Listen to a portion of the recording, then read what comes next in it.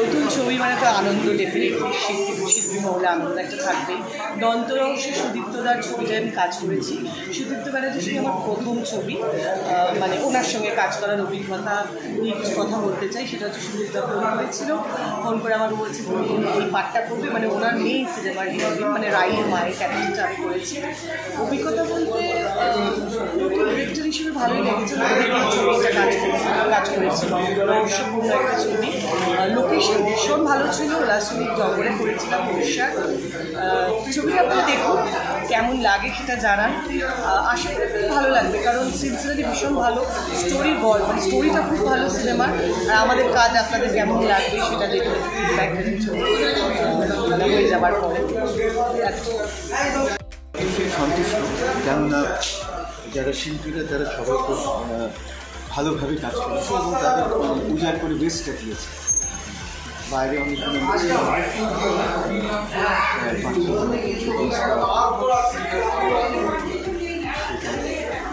এবং আমার গ্রুপ থেকেও অনেকে কাজ করেছে যারা খুব ন্যাচারাল অভিনয় সবই করেছে।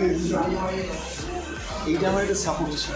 আমার মেয়ে মেন রোলটা করেছে এবং ওর মুখটা অভিনয় দিয়ে রয়েছে,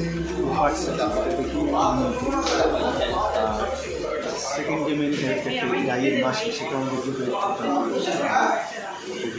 বর্ণালী অধিকারী, তারপরে যার বিয়ে হচ্ছে সেই সায়নী অধিকারী, তারপরে এই যে বাবা মা এরা তো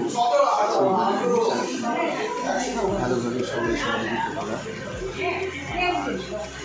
বাচ্চারা খুব মানে মেয়েগুলি অধিকারী বলে তোজোর যে চরিত্রটা দেখে সেও খুব সুন্দর। তারপরে শ্রীময়ী চ্যাটার্জি যে প্রফেসর পাঠ করে দিতে আমার সবাই তাদের বেস্টে দিয়েছে। আর গানের ব্যাপারে কী গানের ব্যাপারে আমি দেখেছি প্রথমটা হচ্ছে ভালো সুর আমার মনের মতো করেছেন। আর ওনাকে যে আপনারা শুনলেনই যে সৈকত মিত্র গাইছে, শুনে আমি খুব খুশি হই। কারণ এরা তো শুধু পরবর্তীর সঙ্গে তার কিংবদন্তি কানেকশান একটা ব্যাপার। আমি যেমন স্বর্ণযুগের এটা ভালোবাসি, আমি টেলিভিশন ভক্ত হিসাবে মিত্র আমার খুব ভালো লেগেছিল। এবং আমি এইভাবেই গানের রেকর্ডিংয়ের সময় গল্প করে বিষয়টা বুঝিয়ে বলছিলাম, এটা ওনারও সৈকতটা ভীষণ ভালো লেগেছে। এতদিন তো শুধুমাত্র নিজের ছেলের সঙ্গেই যুক্ত থাকতাম, যেতাম। আজ অনেকদিন পর একটা অন্য প্রোডাকশন হাউসের ছবি, যে ছবিটির সঙ্গে আমার আর্থিক যোগাযোগ আছে, সরাসরি কোনো যোগাযোগ নেই। আমি ট্রেলার দেখলাম, ট্রেলারটা বেশ ভালো লাগলো।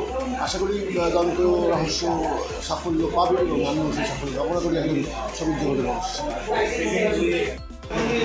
এই গানটা দন্ত রহস্য বারে বারে আসছে এবং এই দন্ত রহস্য তো রয়েছে, তো সেইটাকে খুব সুন্দরভাবে ফুটিয়ে তুলেছেন কথার মাধ্যমে সুদীপ্তা বাবুর নিজেরই কথা এবং অতরু দাশগুপ্ত সুর।